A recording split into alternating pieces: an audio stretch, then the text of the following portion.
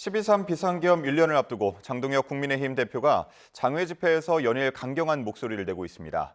이런 가운데 양향자 국민의힘 최고위원은 당 지도부로서는 처음으로 장외 집회에서 계엄에 대해 반성해야 한다고 밝혔는데요. 관련 내용 성치훈 더불어민주당 부대변인, 손수조 국민의힘 미디어 대변인 두 분과 이야기 나눠보도록 하겠습니다. 어서 오십시오. 네. 자, 어제 국민의힘이 대전에서 개최한 국민대회 한 장면부터 먼저 보고 오도록 하겠습니다. 계엄은 정당했다라고 저 편말을 들고 있는데 무슨 계엄이 정당했습니까, 여러분? 계엄은 불법이었습니다. 그 계엄의 불법을 방치한 게 바로 우리 국민의힘이었습니다. 우리는 반성해야 됩니다. 네, 들으신 것처럼 양향자 국민의힘 최고위원이 어제 장외 집회 도중에 계엄에 대해서 사과해야 한다고 강조했습니다. 장외 집회에서 지도부가 사과를 공개적으로 언급한 건 이번이 처음인데 이 질문 제가 손 대변인께 먼저 질문 드려보겠습니다. 어떻게 들으셨습니까? 네, 어제 이제 장애 집회 현장에서 양향자 최고위원께서 이제 발언을 하셨는데요. 아무래도 장애 집회다 보니 현장이 굉장히 과열된 분위기 속에 또 일부 지지자분들께서는 많이 반발하는 그런 모습도 있었습니다. 아무래도 이제 12.3 계엄 1년을 맞이해서 여러 가지 메시지나 이런 거 또 지도부에서도 숙고 중인데요. 이렇게 마치 현장에 나온 지지자와 싸우자는 식으로 저 팻말 들고 있으신데 저 팻말이 뭐가 맞습니까? 이렇게 현장에서 목소리를 내시는 바람에 조금 서로 상호 간의 고성이 있었던 것 같아요. 계엄에 대해서는요, 워낙 이 부분에 대해서 뭐 여야 할 것 없이 우리 정치사의 아픈 역사죠. 왜 계엄이라는 극단의 조치가 있을 수밖에 없었는지 그 원인 또한 되짚어 봐야 된다고 생각을 합니다. 사실상 민주당은 뭐 지금도 그렇지만 그 당시에는 더구나 수적인 우세를 밀어붙이면서 국무위원을 29차례나 탄핵을 하면서 그리고 뭐 모든 예산도 깎는 수준이 아니었죠. 거의 영원으로 만들어 버리는 등 뭐 인사의 측면이나 예산의 측면이나 거의 이 선출된 정권의 정국을 완전히 일하지 못하게 막았던 그런 이제 상황들이 있었습니다. 그래서 이런 원인과 또 결과 이런 것들을 함께 다 짚어보는 그런 시간을 좀 가졌으면 합니다. 네, 몇 가지 말씀을 해주셨는데 일단 양향자 최고위원 발언에 대한 내용부터 성 대변인님 어떻게 들으셨는지요? 계엄은 불법이었다라고 말했잖아요. 그러니까 이미 헌법재판소를 통해서 위헌위법적인 계엄을 했기 때문에 윤석열 전 대통령은 파면을 당했습니다. 이거에 대해서 굳이 더 확인할 필요가 있을까요? 그러니까 이미 국민 모두가 알고 있는 사실에 대해서 얘기했는데도 반대의 목소리를 듣고 저렇게 지적을 당하는 상황이 지금 국민의힘의 지금 현실을 여실히 드러내준다라고 저는 생각합니다. 지금 아까 전에 사실상 25년의 예산을 영원으로 만들었다 했는데 지금 올해 예산, 대한민국 예산 600조가 넘거든요. 600조가 넘는 예산 중에 4조 원 정도가 삭감된 예산으로 통과가 됐습니다. 헌법재판소에서 판결을 할 때도 그렇게 얘기했습니다. 작년 12월 3일에 계엄이 있지 않았습니까? 자, 25년 예산 아니냐? 25년 예산이면 민주당이 4조 원 정도를 깎았다 하더라도 남은 기간, 3일부터 남은 기간 20 며칠 동안 그러면 바로잡을 시간이 있었다. 그럼에도 불구하고 계엄을 했다는 것은 이건 위헌위법적인 거다라면서 대통령을 파면했습니다. 그거에 대해서 국민 모두가 알고 있는 사실에 대해서 지적한 것, 알고 있는 것을 다시 말한 것, 이것 자체가 국민의힘 이 장외 집회에서 지적당하고 있다는 것. 지금 국민의힘 장외 집회 지금 영상을 보면은 우리가 이 최고위원들의 말이나 장동혁 대표의 말만 듣고 있는데 모여 있는 사람들의 얘기를 들으면 계엄 사과 반대 이걸 외치고 있거든요. 여전히 계엄에 대해서 잘못됐다고 인정하지 않는 사람들끼리 모여서 집회를 하고 있는 것이기 때문에 국민의힘 집회가 아무 의미 없다는 것을 여실히 드러낸 것이다. 양향자 최고위원이 혼자서 이렇게 독백을 외친다 하더라도 국민들께서는 저 집회의 진정성을 믿어주지 않을 거라는 말씀드리고 싶습니다. 예, 조금 전에 이제 독백이라는 표현도 써주셨는데 양향자 최고위원의 계엄 반성 발언이 이렇게 있었지만 국민의힘 장동혁 대표는 민주당 폭주를 거론하면서 강경한 대여 투쟁 입장을 이어가고 있습니다. 민주당은 국민 분열을 선동한다고 반박했는데 관련 내용들 함께 들어보시죠. 민주당의 폭주로 나라가 무너지고 있을 때도 제대로 일하지 못했고 제대로 싸우지 못했고 하나 되어 막아내지 못했습니다. 2024년 12월 3일 우리는 흩어져 있었습니다. 2025년 12월 3일에는 우리 모두 하나로 뭉쳐 있어야 합니다. 진정한 사과 없이 내란의 책임을 민주당에 돌리고 국민 분열을 선동하고 있습니다. 여전히 극우와 결탁하며 윤 어게인을 외치고 탄핵까지 거론하며 지방선거 준비에 나서는 모습은 책임 있는 공당의 태도라고 보기 어렵습니다. 네, 이렇게 장 대표가 이틀 연속 민주당 폭거, 또 폭주 이런 표현들을 쓰고 있는데 뭐 직접적이진 않습니다만 이런 단어를 들었을 때 계엄의 이유를 민주당으로 돌리는 듯하게 들릴 수도 있거든요. 장동혁 대표가 판사 출신이시잖아요. 그러니까 이 헌법재판소의 윤석열 전 대통령에 대한 파면 그 판결문을 읽지 않으신 것 같습니다. 거기에는 분명 국회에서의 다수당인 민주당에 대한 뭐 이런 것들, 뭐 다수당의 이런 행위에 대해서 지적을 하긴 했습니다. 그럼에도 불구하고 다수당이 그런 행위를 한다 하더라도 이 계엄은 위헌 위법적 것이었다. 그렇게 하면 안 된다라는 판결을 분명히 내렸습니다. 그럼에도 불구하고 자꾸 민주당 탓을 하는 거에 대해서 과연 누가 공감할 것인가. 그러면서 지금 장동혁 대표는 그러면서 제대로 싸우지 못했기 때문이다. 그러면서 민주당 탓을 하면서도 그 당시에 국민의힘 지도부를 또 탓하고 있거든요. 왜냐하면 지금 국민의힘 내부에서는 한동훈 전 대표를 쫓아내려는, 축출하려는 지금 움직임을 이어가고 있는 상황이기 때문에 그거에 대한 정당성을 지금 부여하려고 하는 것 같은데요. 근데 한동훈 지도부 때 장동혁 대표 수석 최고위원이었거든요. 친한계로서, 그 당시에는 친한계로서 본인이 그 수석 최고위원까지 올라갔음에도 불구하고 갑자기 지금 변신한 다음에 지금 그 윤 어게인 세력들의 지지를 얻어서 당대표가 된 다음에는 갑자기 또 친한계를 공격하고 있습니다. 이런 장동혁 대표의 갈팡질팡하는 모습에 대해서 어느 국민 누구가 동의를 해주겠습니까? 윤 어게인 세력 말고는 아무도 장동혁 대표 저런 발언에 동의해줄 사람은 없습니다. 민주당의 이런 다수당으로서 지금 여당으로 변한 민주당의 모습에 대해서 지적하시는 분들 많을 거라고 생각합니다. 그런 분들의 지적 저희도 겸허히 받아들이고 있습니다만 장동혁 대표의 저런 발언이나 모습에 대해서 공감할 국민들은 없을 것이다라는 말씀을 드리고 싶습니다. 예, 장외 집회에서는 양 최고위원의 발언이 있었지만 뭐 SNS나 방송 인터뷰를 통해서는 조금 더 목소리가 나오는 것 같거든요. 김재섭 의원도 지도부의 사과가 없으면 연판장이나 기자회견을 하겠다 이렇게 예고를 하기도 했고요. 배현진 의원은 또 천박하다라는 표현까지 쓰면서 윤 전 대통령 부부 그리고 또 계엄 역사와 결별해야 한다 이렇게 강조를 하고 있습니다. 어떻게 좀 상황들 보고 계세요? 네, 당 내에서 여러 가지 목소리는 나올 수 있다고 생각을 합니다. 네, 하지만 지금은 국민의힘의 지도부 그리고 당 대표는 장동혁 대표죠. 엄연한 전당대회라는 당원의 투표를 통해서 선출된 장동혁 대표, 그 지도부 체제고요. 장동혁 대표를 중심으로 당이 하나가 되어 야당으로서 대여투쟁에 나서는 것은 당연한 일입니다. 그 상황 속에서 정당 안에서 단일 대우가 되는 모습이 굉장히 저는 중요하다고 생각을 하는데요. 이 상황에서 또 여러 가지 본인의 개인적인 이런 이제 메시지를 내는 것이 조금은 아쉽습니다. 사실상 뭐 여러 가지 메시지가 나왔지만 어제 배현진 의원의 특히 이 천박한이라는 워딩의 사용은 좀 대단히 부적절했다고 생각을 하는데요.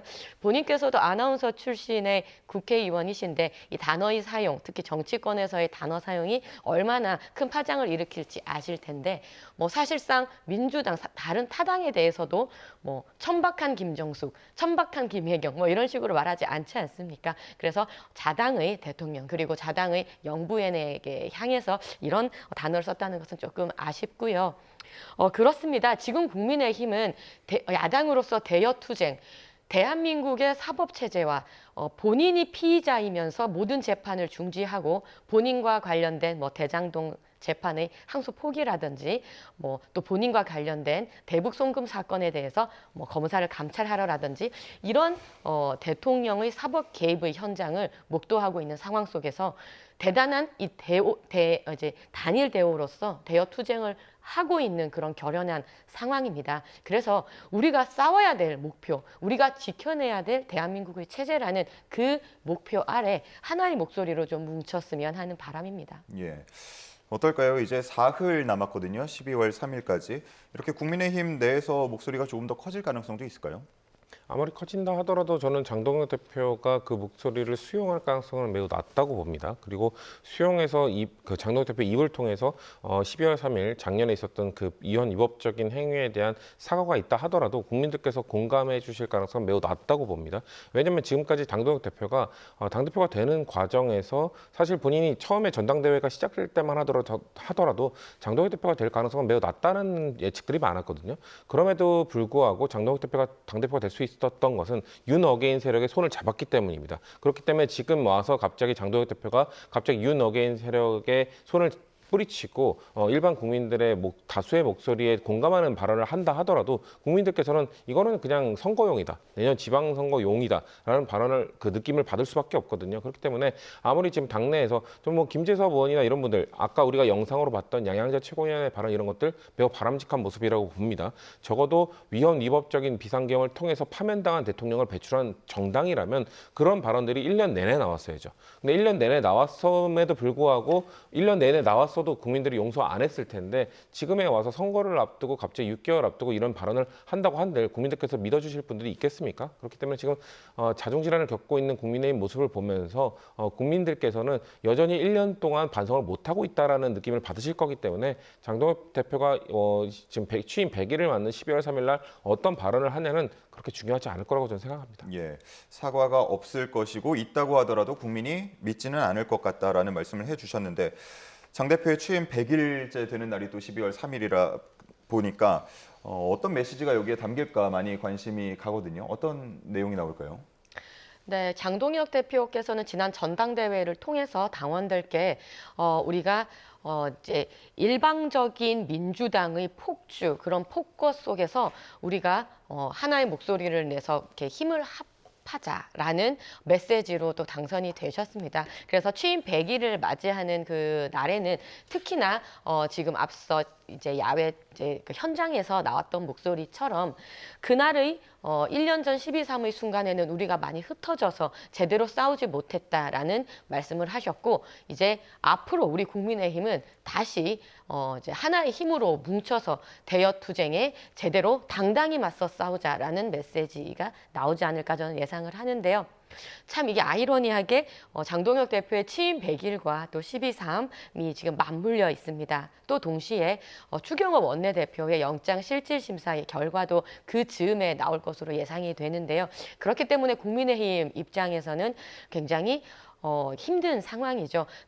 전 대통령의 탄핵 이후에 지도부가 꾸려졌고 또 그 지도부가 함께 힘을 합해서 다가오는 지방선거를 치러야 되는 상황이기 때문에 매우 힘든 와중인데요. 그럼에도 불구하고 우리가 힘을 합하자는 말 밖에는 더 우리가 할 수 있는 말이 무엇이 있을까요? 지금 국회는 국회대로 너무나 수적으로 열세고 행정부도 뺏기고 사법부도 이렇게 흔들리는 가운데 우리 국민의힘은 야당으로서 우리가 함께 하자라는 그 메시지만이 절절한 상황입니다.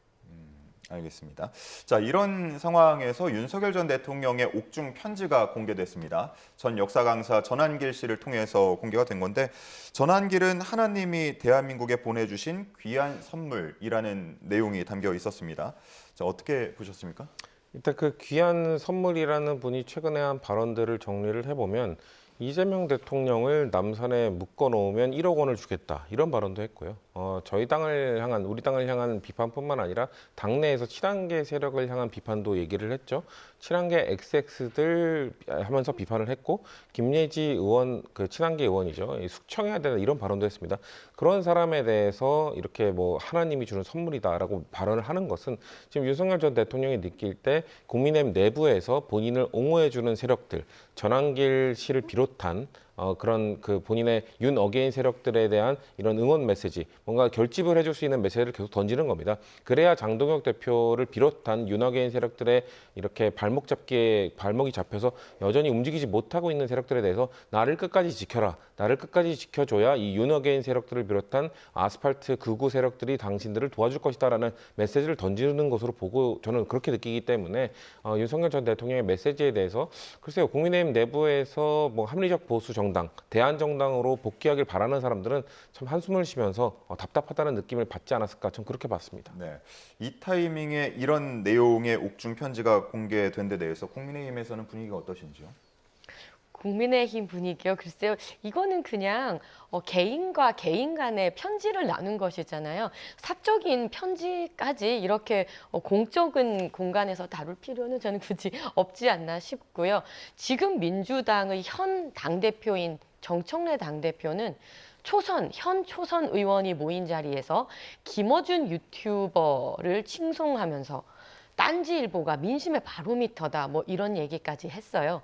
그러니까 일부 개딸 세력들과 그렇게 손잡은 모습들이 현 민주당의 현 당대표에게 일어나고 있는데요. 이게 더 심각한 것 아니겠습니까? 어떻게 보면 이 김어준이라는 유튜버는 마치 그 계엄 순간에 뭔가 그 한동훈 대표를 이렇게 하려고 하는 이제 세력이 있었다라는 그런 가짜 뉴스도 퍼뜨리고 세월호 관련해서 그런 가짜 뉴스를 퍼뜨렸던 그런 이제 인물인데, 그런 세력과 현 민주당의 당 대표가 결탁을 하고 그것이 민심의 바로미터다 이렇게 이야기하는 것이 오히려 굉장히 심각한 인식의 차이라고 생각을 합니다. 지금 윤석열 대통령께서는 현재 당원도 아니시고요. 전한길 강사분도 지금 당의 지도부거나 당직을 맡고 있는 분도 아니죠. 그냥 사적인 편지 내용인데 확대 해석할 필요는 전혀 없다고 생각합니다. 알겠습니다. 자, 그럼 이 내용은 어떨까요? 국민의힘 내부 상황을 보면 앞서서 이제 잠시 말씀도 해주셨습니다만 친한동훈계와 절연하려는 분위기가 좀 있다라는 얘기가 많습니다. 국민의힘에서 한동훈 전 대표 관련해서 당원 게시판 조사에 나섰는데 이게 타이밍이 또 공교롭다는 얘기들도 나오고요. 네, 당원 게시판 사건은 이제 원래 당원 게시판이라는 것은 익명이죠. 그런데 한순간에 이제 시스템 오류를 통해서 작성자가 드러나게 되면서 불거진 사건입니다. 조금 시간이 지났는데요. 그럼에도 불구하고 사안은 굉장히 엄중합니다.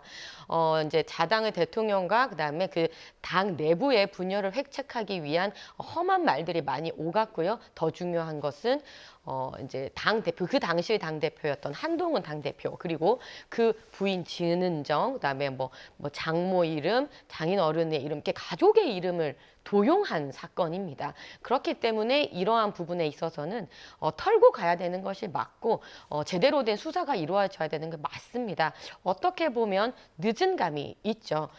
그래서 이 부분에 대해서 마치 정치적으로 누군가를 축출하기 위한 것이 아니냐라고 해석을 할 수는 있겠습니다만, 오히려 가운데 계시는 한동훈 대표의 입장이라면 늘 이것이 꼬리표처럼 달고 다니느니 이번 기회에 확실하게 털고 가시는 것도 하나의 방법이다 이렇게 생각을 합니다. 예.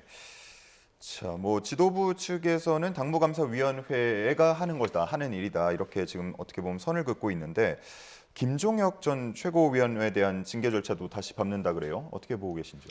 지금 김종혁 전 최고위원을 비롯한 친한계 세력 축출에 본격적으로 나서고 있다고 보여지고요. 근데 만약에 그 당원 게시판에 그런 발언을 한동훈 대표가 직접 올렸다고 하더라도 지금 한동훈 대표의 아이디는 없는 걸로 알려져 있고요. 그리고 가족들의 아이디를 도용했다는 것도 확인되지 않았습니다. 제가 봤을 때는 가족들의 아이디를 통해서, 아니면 가족들이 그런 내용을 올렸다고 하더라도 그게 왜 문제죠? 그러니까 대통령을 비판하는 게 문제입니까? 만약에 민주당 안에서 이재명 대통령을 비판하는 목소리가 나오면 그렇게 징계를 하고 축출을 할까요? 그러니까 지금 국민의힘에서는 민주당 안에 민주가 없다라면서 비판을 하면서 본인들이 지금 그 모습을 따라가고 있다라는 생각을 지울 수가 없거든요. 그러니까 국가 원수를 모독하면 안 된다. 이건 국가 원수 모독죄, 우리나라의 유신 체제 때 그리고 전두환 정권 때 있었던 것이고, 민주화 이후에 그 법안들은 다 미연 판결을 받았습니다. 그리고 그 법안을 유지하고 있는 나라는 북한입니다. 지금 국민의힘은 북한을 그렇게 싫어하면서 북한과 똑같은 체제를 닮아가고 있다. 국가 원수를 모독하면, 국가 원수를 비판하면 안 된다. 이거를 닮아가고 있는 것이거든요. 김종혁 전 최고가 한 발언들, 특정 종교에 대해서 이건 사입이나 다름없다. 그리고 야당과 그 당시에 야당이었던 민주당 대표와 여당 대표를 양비론을 거치면서 같이 비판했다. 이런 것들 왜 하면 안 되는 거죠? 저희 당 안에서, 민주당 안에서도 때로는 우리 당의 대표나 이런 것들에 대한 비판 목소리 나오거든요. 근데 그런 사람들을 축출한다, 쫓아낸다, 당무감사를 통해서 어떻게든 발본 세곤한다. 이런 모습들은 저희 당 안에서 민주당에서도 있지 않았던 정당사에서 없었던 일이거든요. 만약에 김종혁 전 최고나 한동훈 전 대표에 대한 징계가 이루어진다. 그러면 저는 한국 정당사에 남을 만한 기록 역사적인 사건이 될 거라고 봅니다. 자당의 대표, 자당이 배출한 대통령에 대해서 비판한 사람들은 징계받아야 된다고 하는 유신체제 군부 독재 정권 시절에나 있었던 것들을 민주화 이후 지금 30년이 지난 이 시점에 제1야당에서 이루어진다는 것은 저는 저희 당의 일이 아닙니다만 정말 참담한 일이 벌어질 거라고 생각합니다. 예. 김 전 최고위원 얘기를 들어보면 이제 강경 지지층 기를 살리기 위해서 자신과 한동훈 전 대표를 먹잇감으로 던져주려는 거다 이렇게 반발하던데요. 글쎄요, 우리 성춘 교수님께서 아무래도 자당의 일이 아니다 보니까 잘 이제 모르시고 하시는 말씀 같은데, 뭐 누군가를 뭐 대통령을 비하했다고 해가지고 축출하겠다 이런 것은 민주당의 프레임일 뿐입니다. 핵심은요, 명의를 도용했다는 그 부분에 대한 수사입니다. 지금 보면요, 한동훈 대표 아이디가 없다는 것은 그렇죠, 나왔습니다. 어떻게 나왔을까요? 한동훈이란 이름 쓴 아이디를 보니 73년생 한동훈이 아니었던 겁니다. 그러니까 당 시스템 속에서 그 내용을 들여다보면 몇 년생의 진은정, 몇 년생의 진모모 그것을 들여다보면 다 나오는 일이기 때문에요. 이것은 수사를 통해서 이 특정한 사람이 한동훈 전 대표의 가족의 명의를 도용한 것인지 아니면 어떻게 된 일인지 들여다보자는 것입니다. 이것은 전혀 우리 또 교수님께서 걱정하시는 그런 부분은 아니고요. 오히려 지금 민주당의 김상욱 의원이 민주당 내부의 어떤 정보 유출 관련해서 핸드폰을 가지고 와라, 핸드폰을 내놓으라고 했다고 해서 반발한 사건이 최근에 있었죠. 어떻게 이 정보 내부 정보가 나갔는지 안 나갔는지를 보기 위해서 개인의 핸드폰을 제출하라고 할 수 있습니까? 그것도 국회의원의 핸드폰을요. 그러니까 이러한 부분도 민주당 내부에 있다는 것 한번 좀 짚고 가시면 좋을 것 같고요. 김종혁 전 최고위원의 어떤 징계 이런 부분도 진행이 되고 있는데 뭐 저 역시 윤리위에서 진행되는 일을 내부적으로 세세하게 알지는 못하지만 그 내용들을 한번 보니 뭐 당원들을 향해서 망상에 사로잡혔다. 지금 당대표가 겨우 당대표에 당선되었다는 등등의 어떻게 보면 방송에 나가서 한 이야기입니다. 방송에서 국민의힘 이름을 달고 나간 상황에서 이렇게 국민의힘 내부의 분열을 조장하는 이런 이야기들은 사실상 조금 당원 입장에서는 듣기도 조금 불편하고 문제가 있는 소지가 있다고 판단이 됩니다. 네. 자, 12월 3일이 또 주목받는 이유가 있죠. 계엄 해제 표결을 고의로 방해했다는 혐의를 받고 있는 국민의힘 추경호 의원의 영장 실질 심사가 2일에 있기 때문입니다. 그래서 구속 여부가 뭐 이르면 당일날 밤에도 나올 수 있겠습니다만 확률상 가능성을 보자면 12월 3일 새벽에 나올 전망이 또 많습니다. 그 결과 뭐 미리 좀 생각을 해보신다면요. 일단 추경호 전 원내대표의 혐의는 저희는 명백하다고 생각합니다. 왜냐하면 12월 3일 윤석열 전 대통령이 계엄 선포를 한 이후에 30분 뒤에 추경호 전 원내대표랑 통화를 했어요. 최근에 재판에 나와서 그 판사가 물었습니다. 그때 왜 통화했습니까? 라고 물어보니까 막상 계엄 선포를 하고 나니까 할 일이 없더라. 할 일이 없어서 그냥 미리 알려주지 못한 거 미안하다고 얘기를 할 겸 통화를 했다라는 국민들이 납득하기 어려운 얘기를 했었죠. 그런 다음에 추경호 전 원내대표가 그렇게 윤석열 전 대통령과 통화한 이후에 한 행위가 뭐였습니까? 우원식 국회의장이 계엄 해제 투표를 위해서 전 국회의원 300명에게 문자를 보냈습니다. 자, 국회로 이제 소집할 겁니다라고 문자를 보내자 갑자기 2분 뒤에, 정확히 2분 뒤에 국민의힘 의원들에게 국회로 모일 것이 아니라 당사로 모이라고 하면서 계엄 해제 투표에 방해 행위를 했습니다. 문자 보낸 직후에 바로 또 한동훈 당시 국민의힘 대표에게 전화를 걸어서 자, 그 당시 한동훈 대표는 그 계엄 해제 투표를 위해서 그 본회의장 안에 들어가 있었거든요. 친한계 의원들과. 자, 거기서 내려와라. 거기서 나와라는 또 명령을 내렸습니다. 그 이후에 또 1시간 내에 2번씩이나 우원식 국회의장에 전화를 걸어서 이 계엄 해제 투표 연기해달라. 계속해서 2번이나 요청을 했습니다. 이 행위 자체는 명백하게 계엄을 이행하기 위한, 계엄을 막는 것, 계엄 해제 투표를 막기 위한 행위로 좀 보여진다고 생각합니다. 다만 이거를 통해서 구속영장이 발부될 것인가, 이거에 대해서는 저는 혐의는 명백합니다만 그 원래 구속영장이라는 것은 그 사건의 중대성, 그리고 도주의 우려, 그리고 그 증거인멸의 우려, 이게 세 가지로 이루어지는 것이기 때문에 추경호 전 원내대표의 행위에 대해서는 이미 증거 확보가 됐기 때문에 그것 때문에 저는 구속영장 발부가 안 될 가능성도 아주 낮게 있다고 봅니다만 적어도 추경호 전 원내대표의 행위에 대해서는 국민들께서 명백한 계엄을 동조하기 위한 행위였다는 것을 아셔야 된다고 말씀드리고 싶습니다. 네, 추 전 원내대표는 방해하려는 의도 전혀 없었다 계속해서 주장하고 있죠. 네, 사실과 다른 말씀이십니다. 첫째, 먼저 이 계엄에 대해서 추경호 원내대표가 사전에 모의를 했느냐, 의도가 있었느냐, 그렇지 않죠. 왜냐하면 윤석열 전 대통령께서 직접 증언을 하셨습니다. 통화를 하면서 미리 말해주지 못해서 미안하다. 그러니까 사전 모의는 없었던 거죠. 두 번째, 우 의장과의 이제 통화 내용인데요. 저도 이제 추경호 원내대표께 직접 제 이야기를 한번 들어봤는데, 그러니까 본회의장에 들어가지 않으려고 했던 것이 아니냐라는 건데 그렇지 않습니다.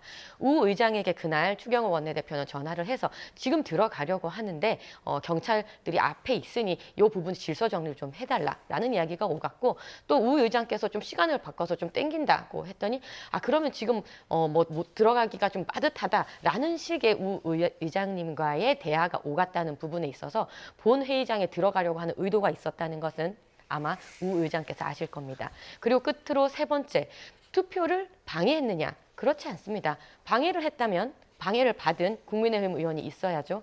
아무도 스스로 포결에 이제 방해를 받았다라고 이야기하는 사람은 아무도 없습니다. 따라서 이러한 사실들, 팩트에 의해서 추경호 원내대표의 영장실질 심사는 저는 100% 기각될 것이고 기각되어야 마땅하다고 생각합니다. 네, 알겠습니다. 자, 끝으로 특검 얘기도 잠깐 해보도록 하겠습니다. 최상병 특검 이제 결과를 밝혔고, 또 내란 특검하고 김건희 특검도 12월 중에 종료가 예정돼 있습니다. 자, 결심 공판도 잇따라서 열릴 예정인데 관련된 상황들 어떻게 전망하시는지요? 일단 최상병 특검은 일단 그 대통령의 경로에서 시작된다라는 것을 밝혀낸 것으로 저는 충분히 성과를 거뒀다고 생각합니다. 최상병 특검에 대해서 이번에 그 세 개 특검이 동시에 출범을 했는데 뭔가 구속영장이 기각된 게 많다, 성과가 적다, 뭐 이런 비판들도 많거든요. 근데 최상병 특검이 왜 시작된 겁니까? 그러니까 국가를 지키다가 억울하게 죽음을 당한 이 최상병의 이런 죽음에 대해서 수사 과정에 외압이 없었는지 이걸 들여다보고자 해서 지금 그 시작된 거 아닙니까? 그렇다면은 결국 그 최상병 특검, 최상병의 죽음에 대해서 외압이 있었다, 대통령의 경로 때문에 시작되었다라는 걸 밝혀냈다는 것만으로 저는 충분히 성과를 거뒀다고 생각을 하고요. 그렇기 때문에 최상병 특검의 성과에 대해서 몇 명이 구속됐느냐, 몇 명이 유죄를 받았느냐, 이건 중요하지 않습니다. 결국 저는 최상병의 유가족이 국가를 위해, 국가를 지키다가 돌아간 이 안타까운 청년의 죽음에 대해서 어떤 일이 있었는지, 그런 수사 과정에 어떤 외압이 있었는지 그들이 느낄 수 있는, 유가족이 이해할 수 있는 명명백백한 사실관계를 밝혀낸다면 그걸로 충분한 성과가 있다고 생각하거든요. 그렇기 때문에 지금 종료가 다가온 최상병 특검은 이미 대통령의 경로로 시작된 외압이었다는 것, 그거 하나 밝혀낸 것만으로도 저는 충분히 성과가 있었다고 보고요. 나머지 두 특검도 마찬가지입니다. 내란 특검은 충분히 진행이 되고 있고, 특히 그 김건희 특검 같은 경우에는 시작할 때도 혐의가 16가지였는데 지금 혐의가 수십 가지로 늘어났습니다.